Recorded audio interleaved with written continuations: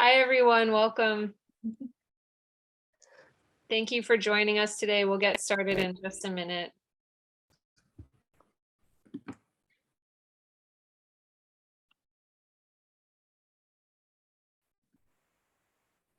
All right. It is noon Eastern time, so I will kick us off. My name is Erin McGurl. I'm Executive Director of the Bibliographical Society of America, and I'm just thrilled to welcome you to Bibliography Week with our very first event, Finding Your Focus, a roundtable for aspiring young book collectors. I'm going to stop sharing my screen so you can just see all of today's wonderful speakers. And I'm just going to go over a few quick housekeeping rules. One is, as a reminder, this is a really welcoming professional space. We all agree to abide by some guidelines for conduct, and I put a link to that in the chat. Today, we will be taking questions from the audience. Please use the Q&A box on your screen to ask questions of our speakers. You can also engage in conversation and comments as attendees by putting some remarks in the chat, but please don't put your questions there. And last but not least, today's event is captioned by a live human captioner. So thank you very much to our captioner for their work. And if you want to see the captions today, just make sure you press the closed caption button in the bottom of your Zoom screen. So without further ado, I want to do one more thing, and that is to thank all of the sponsors of Bibliography Week who so generously make this whole series of events possible, especially Type Punch Matrix for sponsoring closed captioning throughout Bibliography Week. And without further ado, I will turn it over to today's moderators, Heather O'Donnell and Rebecca Romney. Thank you all for being here. Hello, everyone. Thank you so much for coming. We're really happy to kick off Bibliography Week with you. And so today is going to be a very informal, but I hope really lively and inspiring conversation about the early days of collecting, when you're just starting out and you may not yet have the focus that you will eventually have in creating your collection. My name is Heather O'Donnell. I am the founder of Honey and Wax Booksellers here in Brooklyn, and one of the co-founders of the Honey and Wax Book Collecting Prize, co-founded with Rebecca Romney, my fellow presenter today at Type Punch Matrix in 2017. Amazingly, that was 7 years ago, like 6 years ago, but you know, it feels like it's been a lifetime since we started this prize, but it's still a fairly new one. This will be our 7th year. Rebecca and I started the Honey and Wax Prize because we really wanted to have a way to acknowledge young collectors who were working independently, not necessarily within the context of a university setting or with a faculty sponsor. Young people, young women in particular, our prize is for women collectors 30 years of age and younger in the United States, who were building interesting collections, often on their own, without a lot of guidance, and to showcase the really fascinating work that was being done across the country by young women who were working sometimes really with no help at all from the rare book trade. We'd hoped to build bridges between the rare book world that we work in every day and what seemed like a really lively culture of collecting that was somehow not intersecting with it in the most productive way. And so that was our goal when we started out, and we weren't really sure what we would find. And what we have found over the past 7 years is just an enormous source of inspiration and encouragement to us in our work as book dealers, to see the kind of work that people are doing on their own out of a love for it. And our goal really has been just to continue to do whatever we can to encourage, support, and connect young collectors who may be working kind of in isolation and not certain about how to overcome challenges and frustrations and obstacles that are absolutely universal to the experience of collecting. Whether you're rich or poor, whatever your background, there are always going to be the whole thrill of collecting is the process of discovery and finding new things and learning from dead ends that you come across, pointing you in more fertile directions. And so that is a brief history of the prize. And now I'm going to turn it over to my co-founder, Rebecca, to talk a little bit about what we're doing today.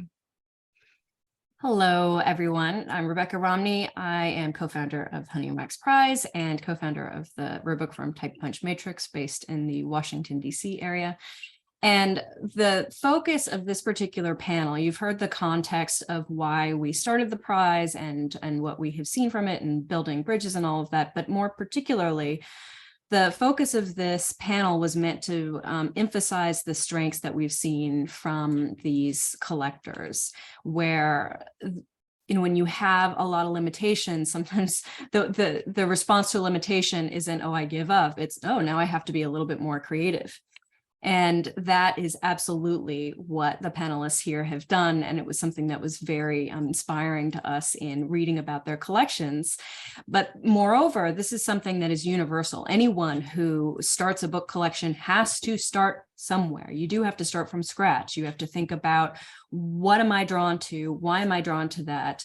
What are my parameters? How do I approach this? And inevitably, what you have in your head is very different from whatever it turns out in practice. And so today we're focusing a lot on what it means in practice in those early stages, when, especially because you don't have the experience or the background, you might say, well, I don't know what the next step is. I don't know. Is this the right thing? And so a lot of the conversations we'll have today is sort of the affirmation of that uncertainty, that the process is the point and the discovery is built into what book collecting can be.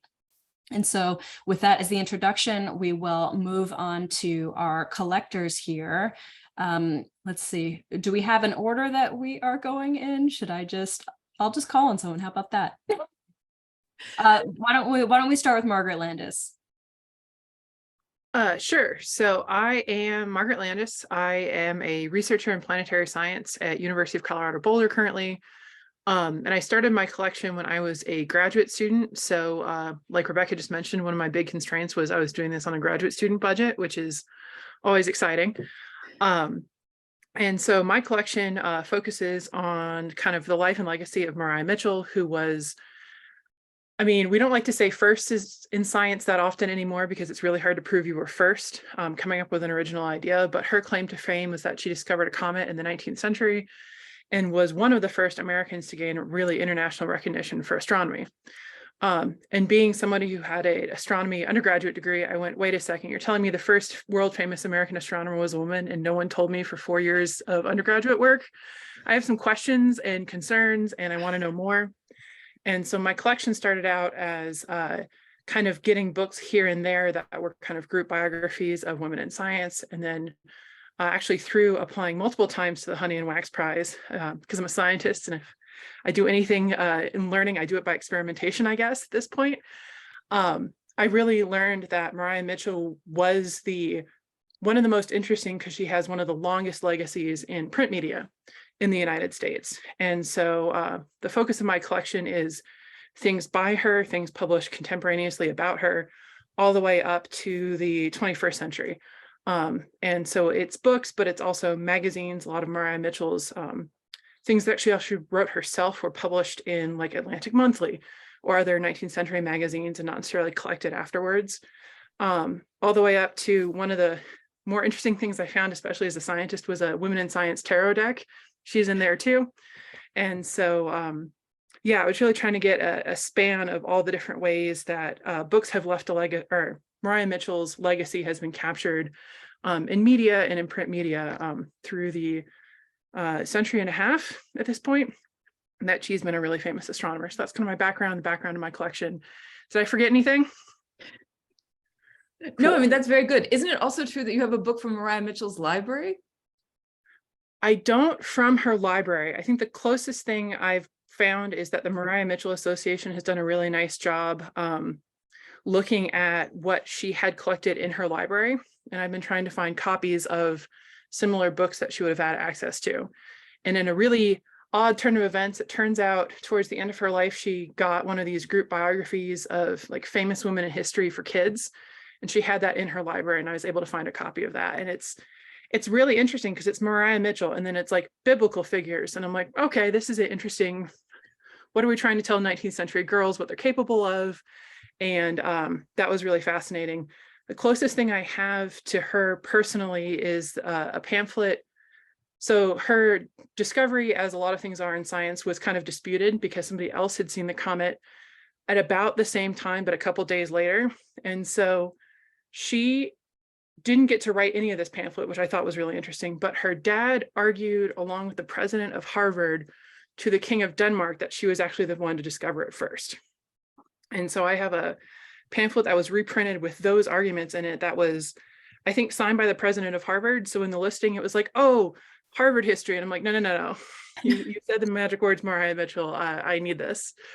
And that was one of the more unusual things to find. Yeah. So I don't have anything exactly associated with Mariah Mitchell, but one thing I try to balance too is I don't want anything that is too precious, because I'm concerned about making sure it's preserved and making sure that it is open to researchers. But on the other hand, if I'm buying a copy of like Atlantic Monthly from an Etsy seller, I don't feel quite as bad about having that. So it's trying to balance making sure I'm not doing a disservice to a different research community, but also being sure that I have this collection, and I'll eventually figure out something to do with it. But at the moment, I'm kind of more in the growth phase of the collection. Well, can I point out really quickly, Margaret mentioned that she had applied multiple times, and this was a sort of a development in progress. And that was a big part of what we saw in it too. And why we thought she was such a great fit as our winner one year was because we could see that growth. We could see the principle we're talking about in this panel play out through the submissions from Margaret, where it was like watching her discovery in real time from essay to essay, submission to submission. And you can read that her final submission on the Honey and Wax Prize site. So it's definitely worth checking out because you can see that documented. And I'll just jump in and say that we very often have repeat applicants to the prize because people get feedback on their first submission and look at it, and maybe a year or two later think, actually, my focus has changed and it's gotten tighter and it's better now, and they send it back. And the repeat submissions are ones that we particularly love because it does give us that sense of like, look at how far this person has come. Look at what they had 2 years ago. Now look at what they're doing, and look at the way they're thinking about it and the way they're talking about it.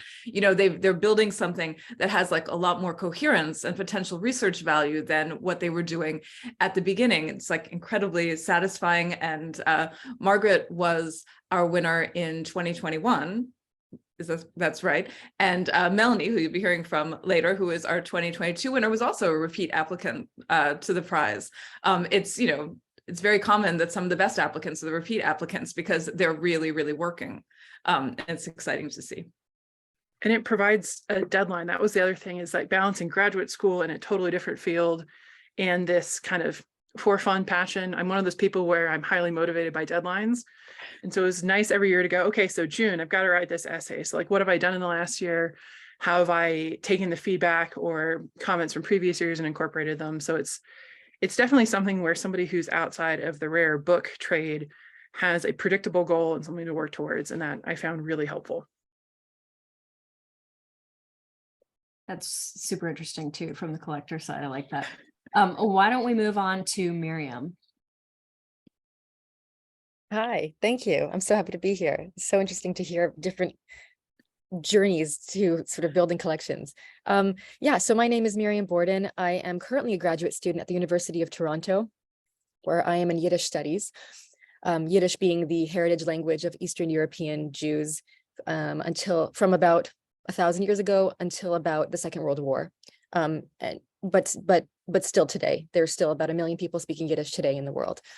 My collection is built around Yiddish educational materials for children produced by the network of Yiddish schools in the 20th century. So Yiddish schools in the 20th century were schools that more often than not, well, actually I should say Yiddish schools, all of them, were to varying degrees either loosely affiliated or very strongly affiliated with various political parties or political sort of stances. And so these tended to be left-leaning. So so the scale we're talking about is, radical communist to moderate socialist. And that's sort of I would say the undertone. Sometimes it's more overt, but usually it's an undertone to most of these materials. And the materials I'm talking about are mostly primers. So these are bound books, the books that you would get if you were learning Yiddish in a school, for example, like the books that would teach you the language. You would read, simple sentences and simple stories in this language in order to acquire the vocabulary and acquire some of the grammatical concepts, things like that. I guess how I kind of arrived at this collection was that it was really the circumstance of sort of a historical crossroads, where I found myself the recipient of a number of books from one of the fraternal organizations called the Workmen's Circle, which is it's over 100 years old. It's a fraternal organization founded in New York, that provided the Mutual Benefit Society. It provided educational opportunities and cultural activities and just sort of kinship and a social network largely for Jewish Yiddish speaking immigrants. And it's one of the largest networks. And so because they had funding and because they had such wide membership, they were able to produce books for schools that they had set up. And they had set up a number of schools across the US, across Canada. And I found what happened was there was a local chapter in Toronto where I'm doing my graduate work that was selling its building because membership in the 21st century has declined to the extent that they could no longer pay the rent, essentially. And so they were selling their building and, packing up tons of boxes of material. Some boxes of books, were among those boxes. And they put them as, I sort of said, listen, I heard you're selling your building. If you have anything that you're throwing away, please don't throw it away. And I'd like to come look at it. Because I'm an archivist, at heart, and because I just appreciated the history and the material history. So I ended up, they put books aside for me. And when I opened the boxes, I found not all of them, mostly they were these educational books because they had once operated a school at this location. But because I'm a graduate student in the field, I am the recipient of lots of Yiddish books all the time, lots of different kinds of Yiddish books, not with any kind of focus whatsoever, because what you find is that Yiddish book publishing was a global enterprise for more than 100 years. And Yiddish books found their way into every corner of the globe. And so I get emails, I get phone calls all the time from people saying, hey, I have, 5 or 6 or 50 or 60, Yiddish books. Do you want them? And I'm always curious to know what they are and whether, my bookshelf is really the best place for them. But the fact is I get all kinds of Yiddish books come into my position all the time. When I realized that I had this kind of focused collection of educational materials that had a theme, a unifying theme, and I can talk more about that theme later. The theme essentially being planning a vision for the Yiddish language in America. That's when I said to myself, oh, this is interesting. This is different. And, this is not literature. This is not a dictionary. It's not, so it didn't fit into any other sort of category of book that I had on my shelf. It was something special and something unique. And I realized that these books, aside from sort of what they do on the surface, which is teach the language to non-speakers, they also had a story to tell. And I was really compelled by that story. Maybe I'll stop here for now. Sounds good. And we'll move on then to our most recent winner, Melanie Shi, who's calling in from Paris, where it is evening. Raise a glass of wine to Melanie, who has stayed up for this. Yeah, thank you.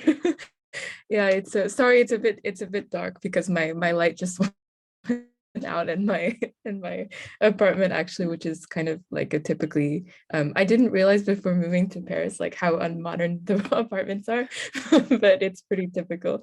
Okay, so I like Margaret, I applied to the Honey and Wax Prize 2 times.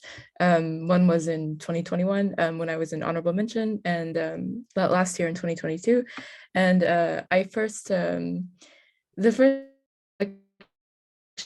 that I built Oh, was, Melanie, during COVID, Chinese language channels. Oh, sorry. Is it? you were going is- out a little bit on my end. Was that true for everyone? Yes, but you seem okay now. We'll just Okay. flag you. We'll Okay. just go, we'll plow through. I'm sorry. In New York City, and connecting that with the Chinese diaspora in New York City. But then the next year I moved abroad to Europe.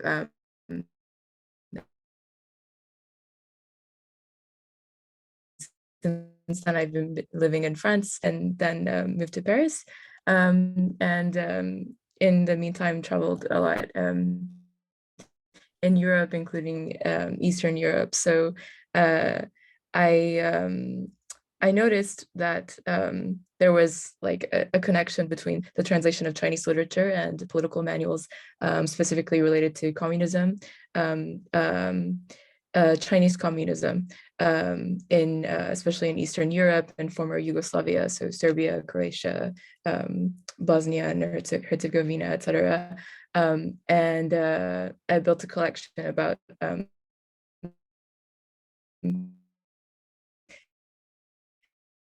the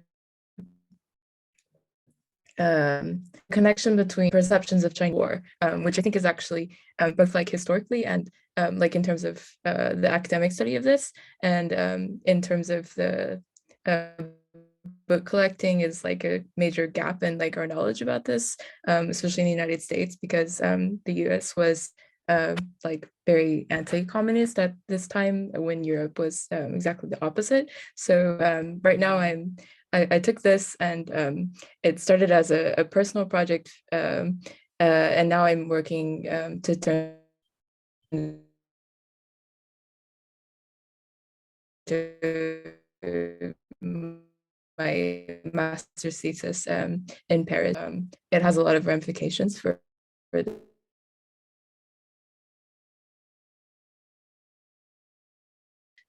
the current political situation. This is true, but yeah.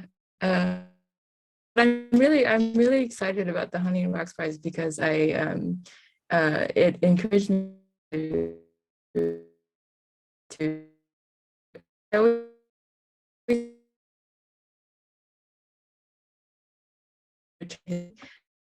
uh,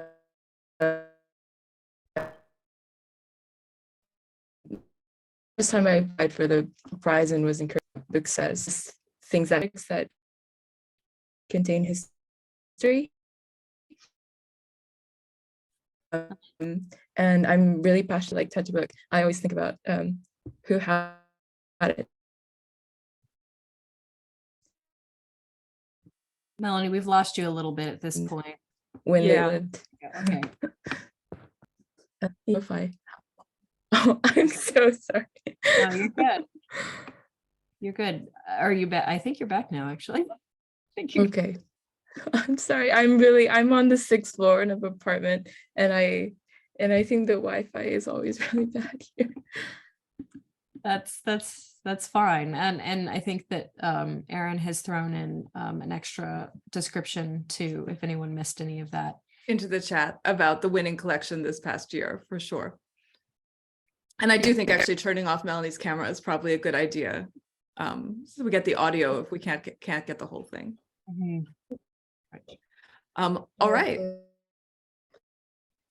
Shall we? Yeah. Should we move on to our just general kind of questions for everyone? I think so.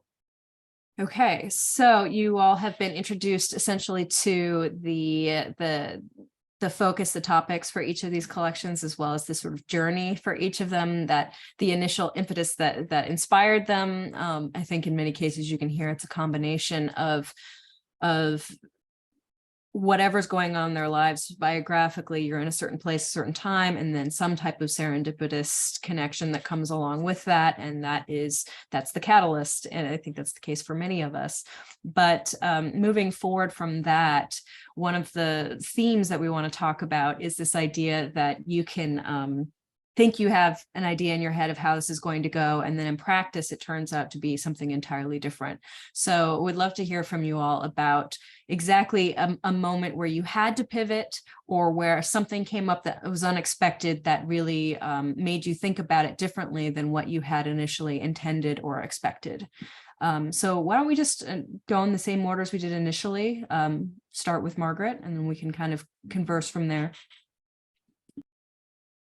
Sure. So one of those moments for me was realizing that Mariah Mitchell, in addition to being a scientist, was a very, I'm not sure if devout's the right word, but she was a Quaker, and she was a Quaker in pre-American Civil War United States.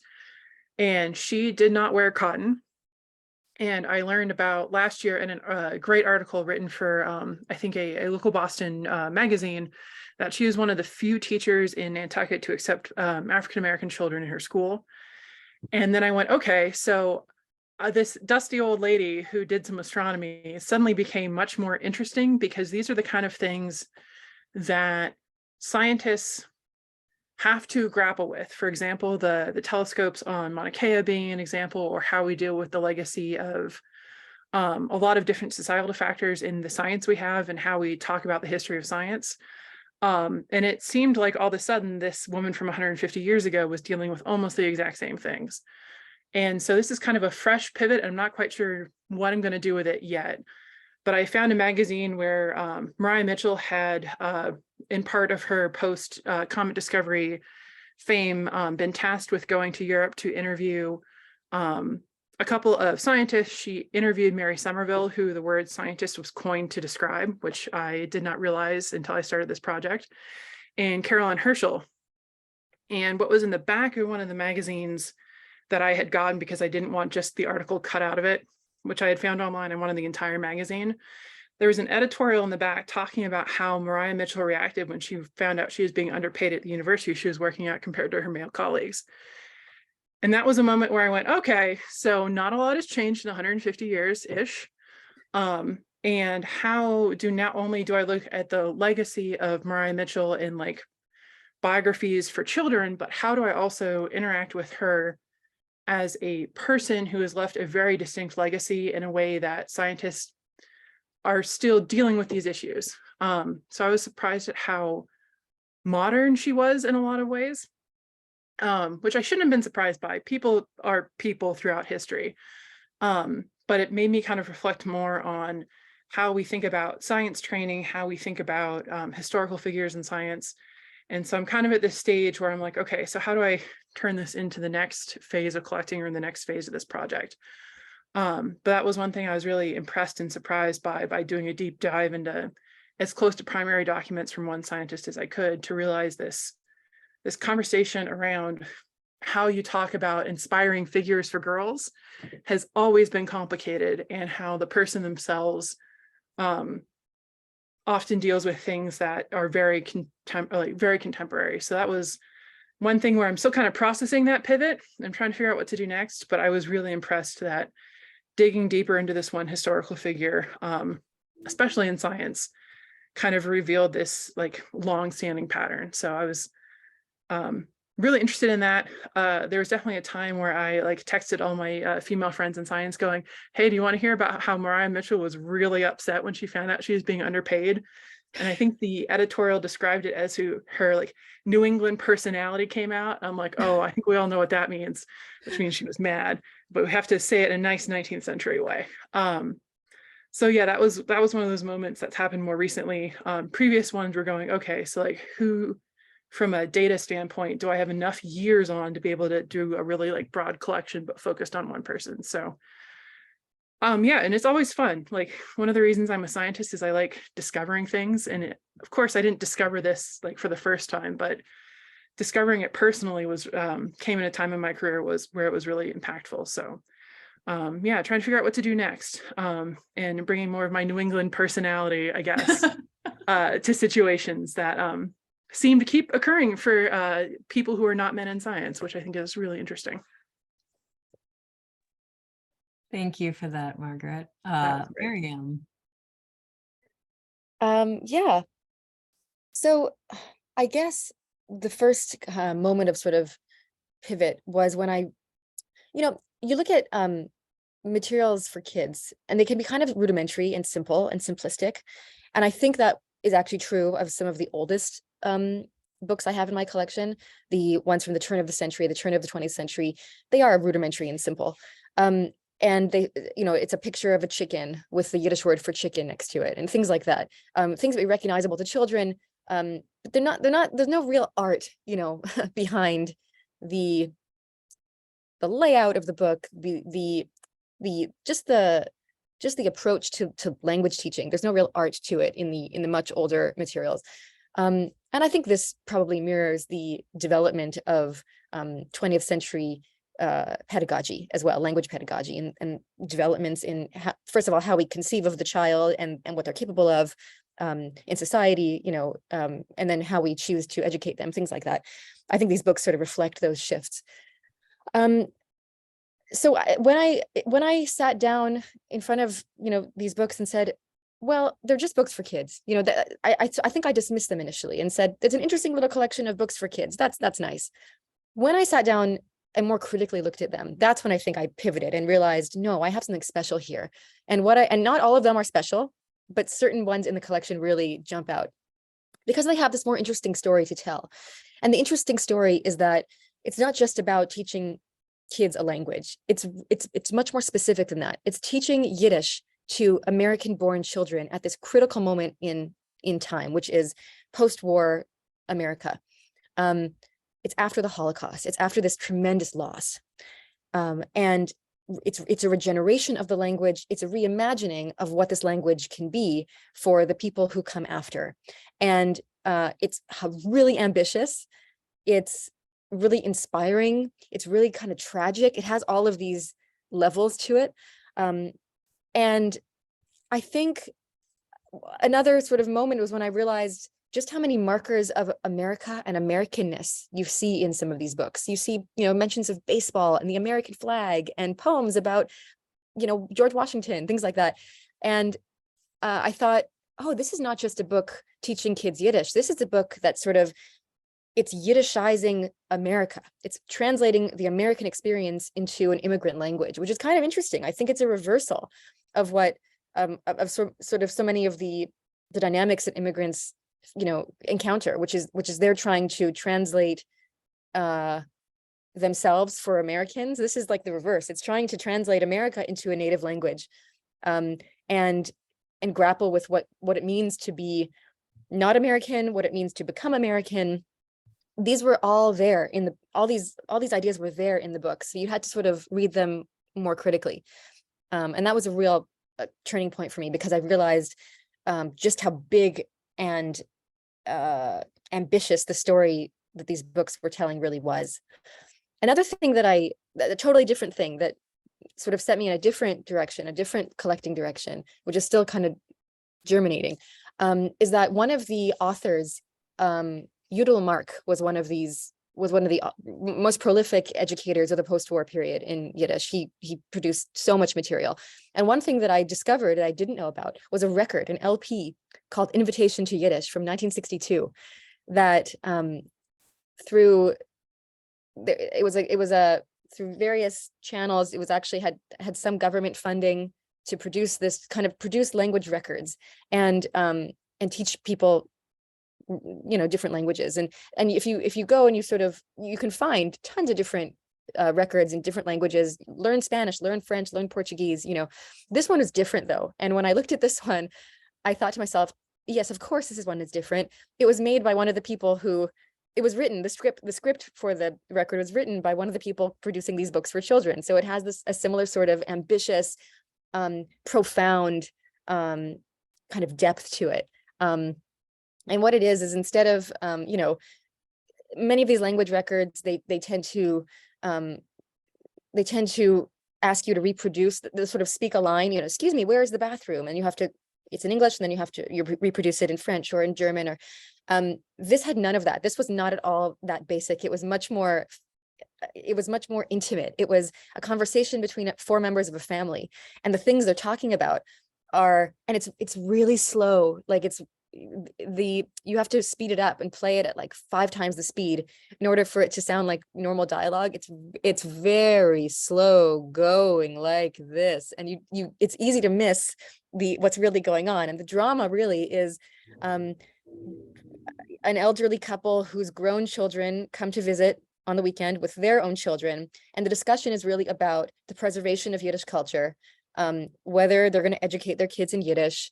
The daughter says, "Father, I've brought you a present," and it's a Yiddish book, and it means so much to him because it's about the pre-war period, and all this is contained in the record, and you would totally miss it and think it's just another language record unless you're reading carefully and kind of paying attention to who the author was and making those connections to the educational materials that I have the books that I have in my collection. So there's this kind of, it's blossoming into sort of a multimedia collection, which I really enjoy. The trick, I think, is going to be maintaining my focus, because I think it's easy to get carried away. So, yeah. Can I just say, I love that comment that you made about initially you looked at it and you thought, oh, these are just children's books. And then you had to overcome your assumption because children's books seem very familiar and they seem very common. And you had to kind of had the discipline to take them seriously as objects. And that leads you onto these other paths. I think that book collecting, oftentimes that is where you find the most fruit, is when you stop making assumptions and you start saying, no, what is this actually telling me, rather than what I think it should be telling me or what I have already assumed it says. And books really do speak to us when we let them, right? Right.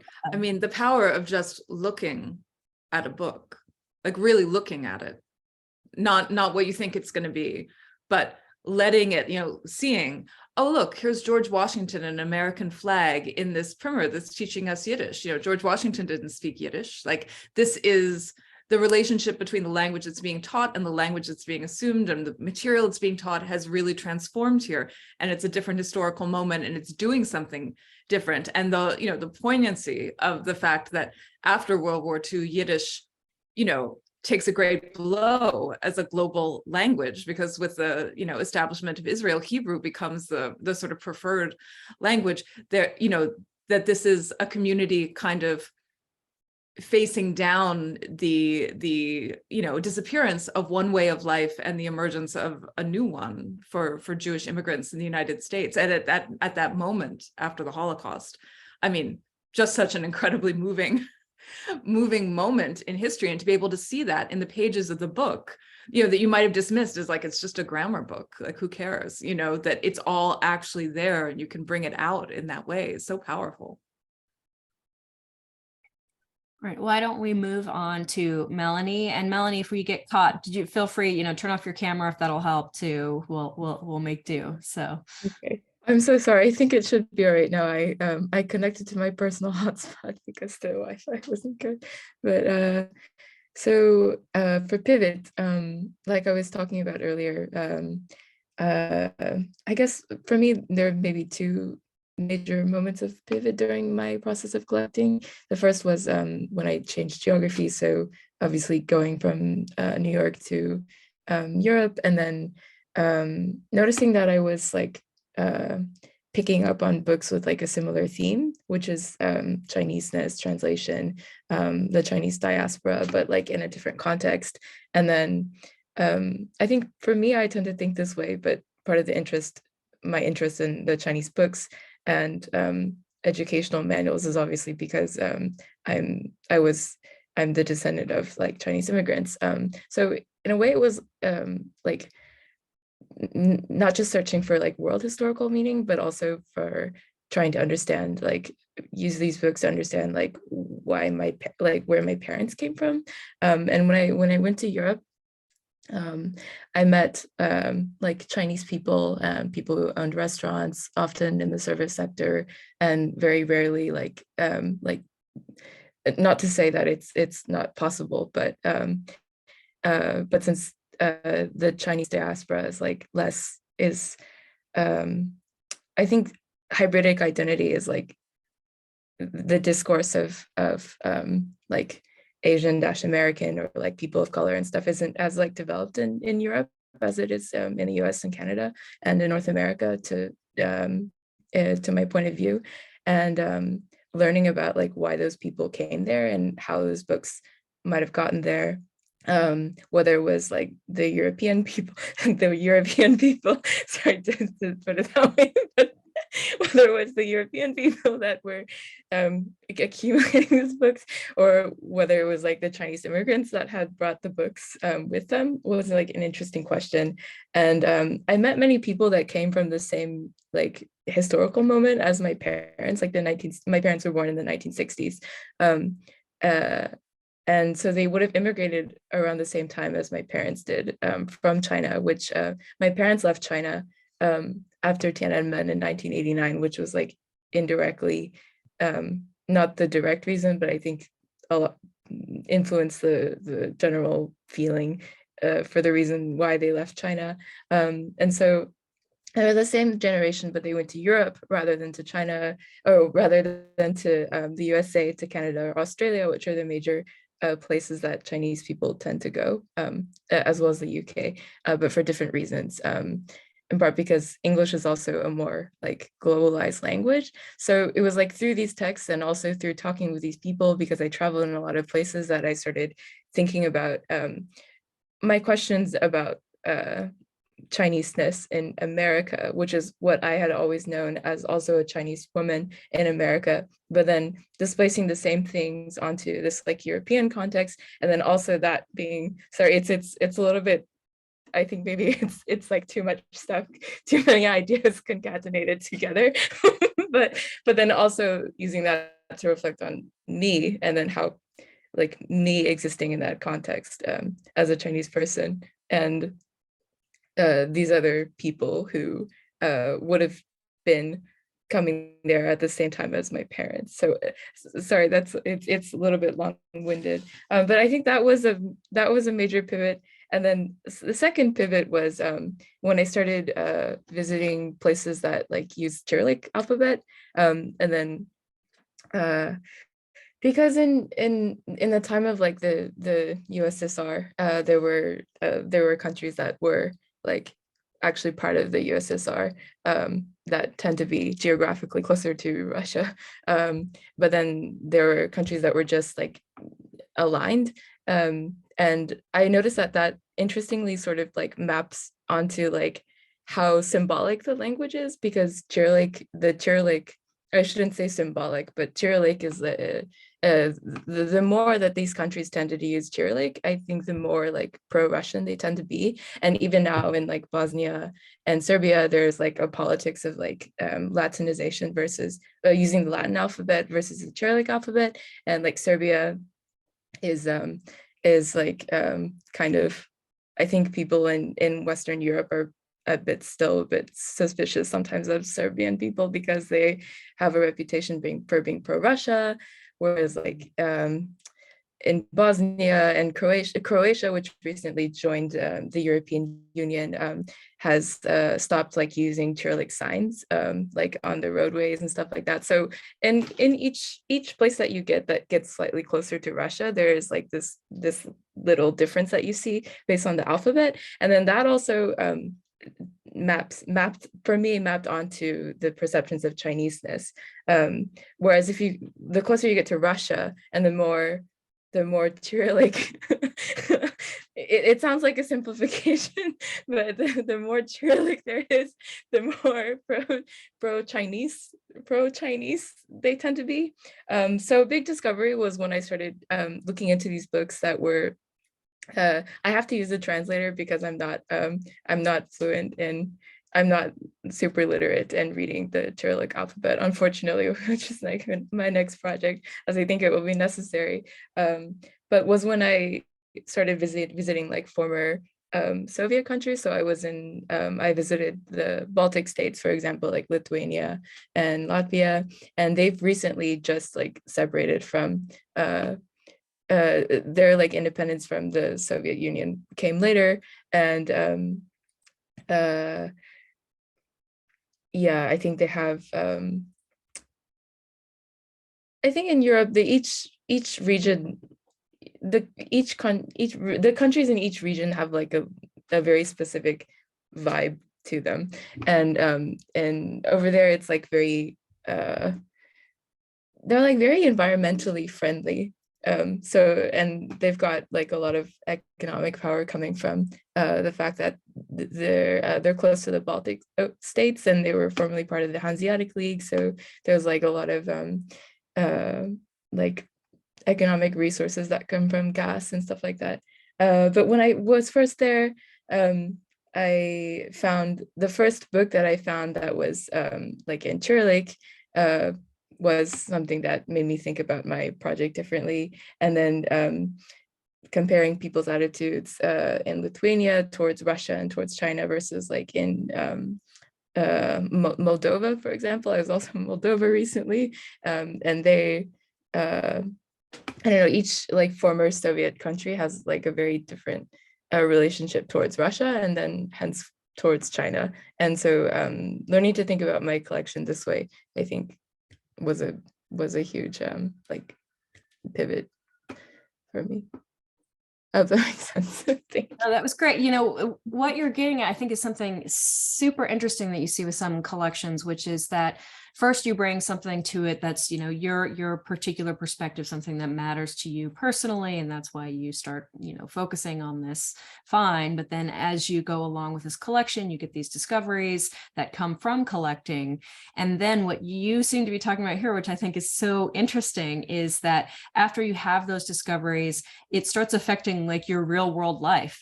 Now you are, when you're traveling, you're looking at things differently. And now you, as you said, you were talking with, you know, people who are of your parents' generation, but in Europe, and having similar experiences as your parents, but in Europe, and what that means, and all that's being informed by your collecting. So it becomes this real give and take in a way that you've got your collection as your sort of center, your thematic center, that then you can kind of, you know, pull out from it as you're going into your regular life. And then also when you're out in your life, notice these things that you can pull into it as that one magnetizing theme. So I think that you described that beautifully. And that's something that I think could be really powerful about collecting, that sometimes we get really theoretical about it, of, you know, this is my collection, it's sort of separate from my real life, but I don't really think that's true.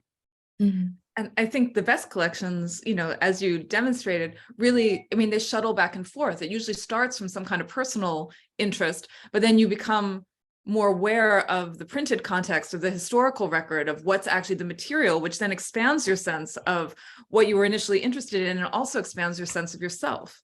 I mean, it makes you realize that you're part of a larger context that you didn't recognize at first, but now you can see all of these connections. You know, that's enormously sustaining and I think empowering when you realize that your, you know, individual experience or feelings or interests are not just local to you, that they are part of a network of other people who've had these experiences. I mean, like Margaret was saying, with like realizing that like Maria Mitchell back in the 19th century was like realizing that she's getting paid way less than her male colleagues. And that's like a thing that could be like ripped from LinkedIn today, but like it's happening, it happened to her. And like, how did she deal with it? I mean, that wasn't what interested you about Maria Mitchell in the first place at all, but it's another facet of her that now comes to light and makes you realize that you're connected to her, you know, you're tangled up in more ways than you had initially anticipated.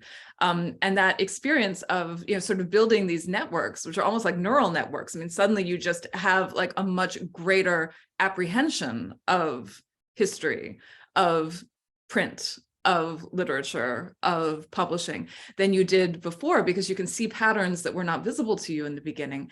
That is like, I think, you know, from a lifetime perspective, one of the great joys and benefits of collecting is that it enables you to put yourself in different contexts in an informed way, which not everyone can do. And it's a great, you know, it's a great process to be a part of. So we've got about not quite a little bit more than 10 minutes left. So I think we should be ready about to pivot to questions. So if any of you all in the audience have questions, now would be a great time to throw them into the Q&A for us to dig into in these last 10 minutes. And to start with, we have a question: have the winners also applied to the book collecting contest run by their undergraduate or graduate schools? Before I have you all answer that, I actually want to kick this to Heather really quickly, because this was part of our thinking and how we set up the parameters for the prize, and why we did it the way that we did is with this context in mind. So if Heather could speak to that first, and then we'll get to the winners. Sure. Well, I mean, we were inspired in this prize by the National Collegiate Book Collecting Prize, which is now, I think, the Taine Book Collecting Prize, which is a longstanding competition which takes the winners of individual collegiate book collecting prizes and brings them together into a national collegiate collecting prize. We loved reading about the collections that entered and that won every year, but we also did feel like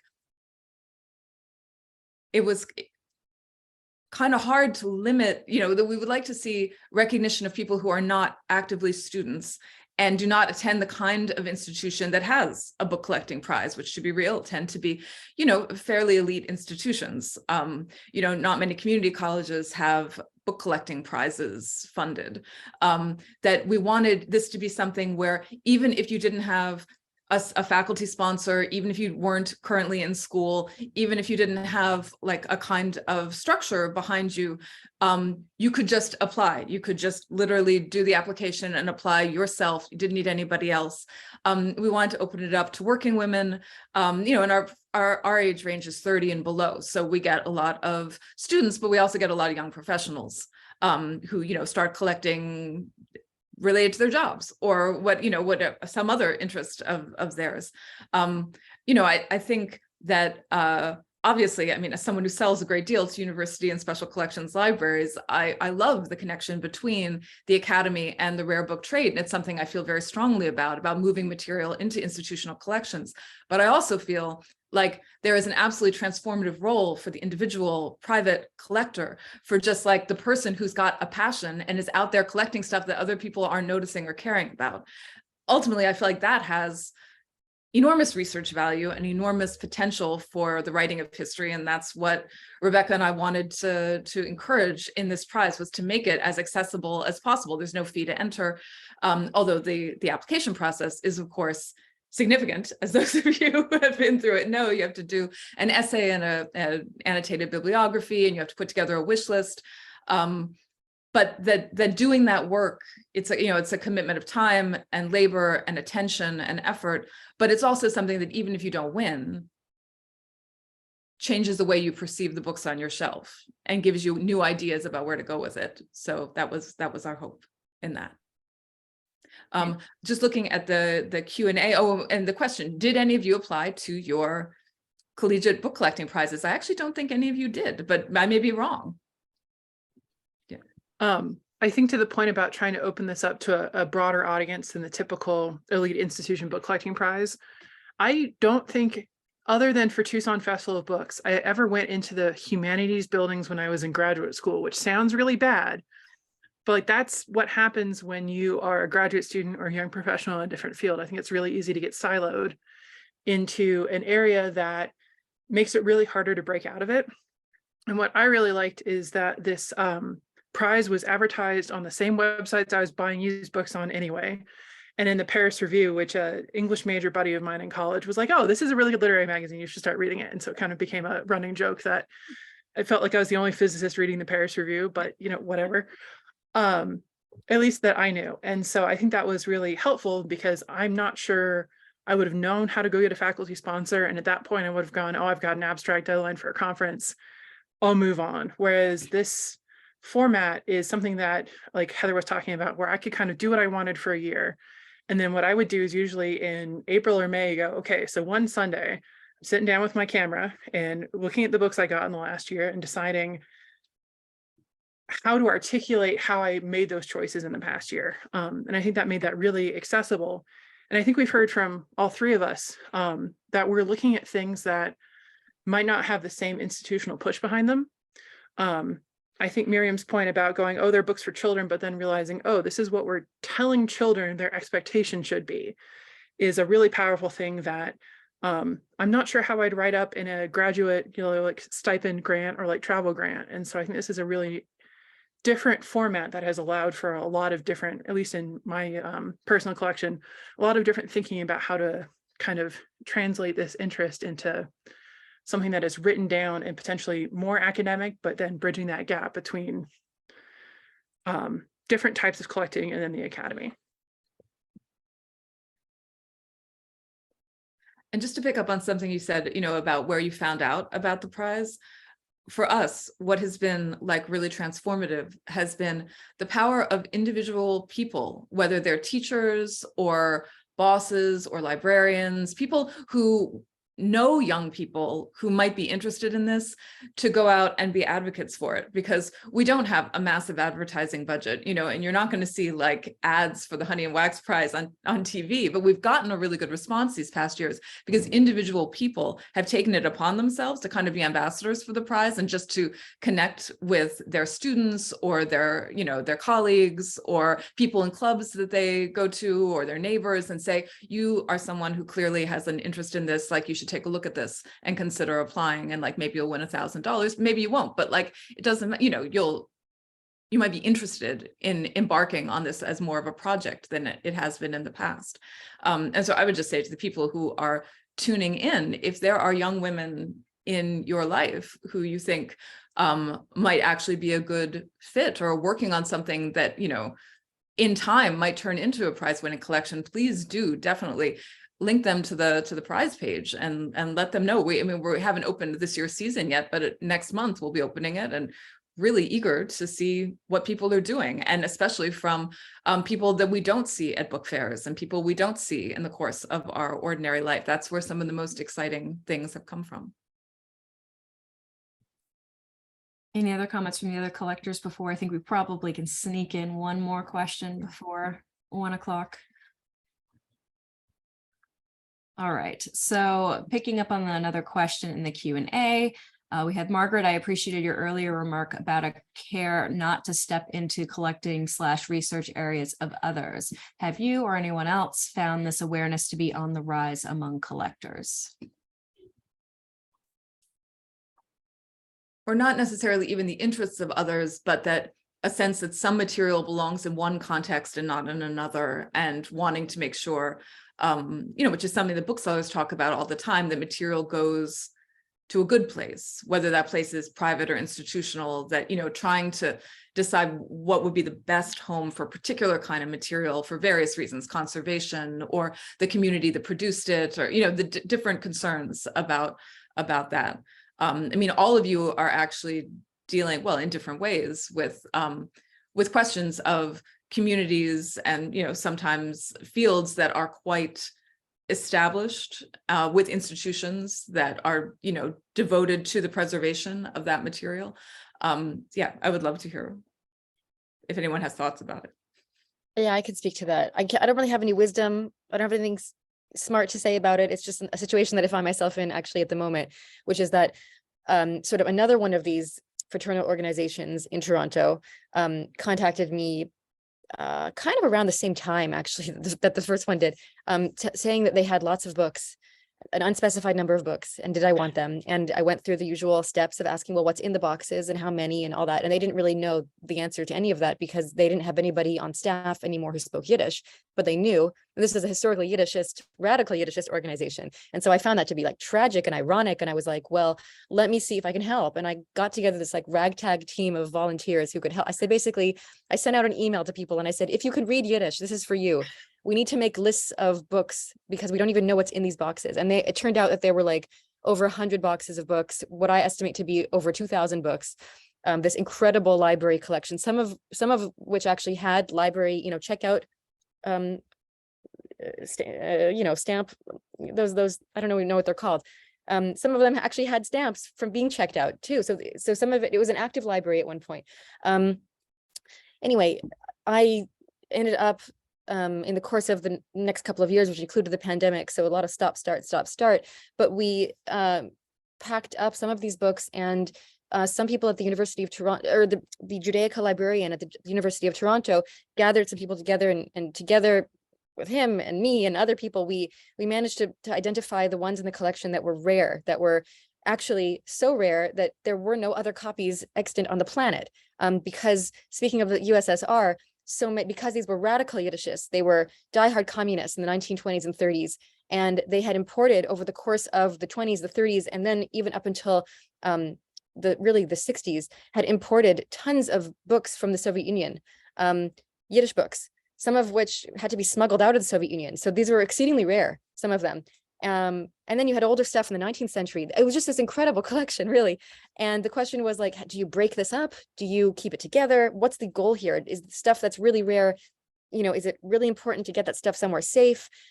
And that's like I say, I don't have any wisdom. It's a journey. It's a journey to be on, and trying to navigate this world of rare books that you don't even know they're rare until you look them up. It's like that kind of, it's like treasure hunting, and it's a real challenge, and it's complicated and exciting and all of that.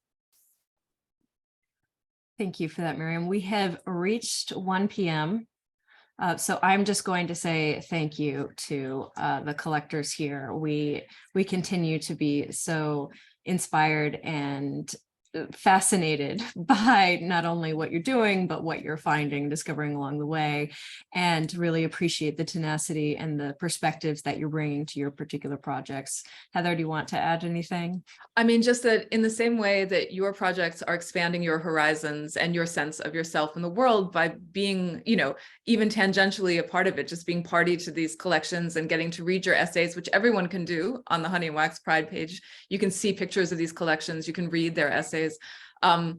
It's expanded our lives too, and our sense. I mean, it has expanded what I notice when I'm looking at books. And that is, one of the joys of being in the book world. And so it seems like a good way to start Bibliography Week in New York City to celebrate the people doing that work. Well, so thank you, all the collectors. Sign that for sure. Thank you, all of you. BSA is an organization that definitely cares a lot about collecting and the history of collecting from the long past to the present. And it's just such a great way to start this week. So thank you to Heather and Rebecca for organizing this event. We really appreciate your time and effort. To our collectors, prize winners, thank you for being with us today. To our audience, thanks for being with us today. And please join us for the rest of Bibliography Week stuff. Link is in the chat. And I hope to see many of you in person later this week. So have a wonderful afternoon, everyone. Take good care. Thank you. Bye. Thank you so much, so much. everybody.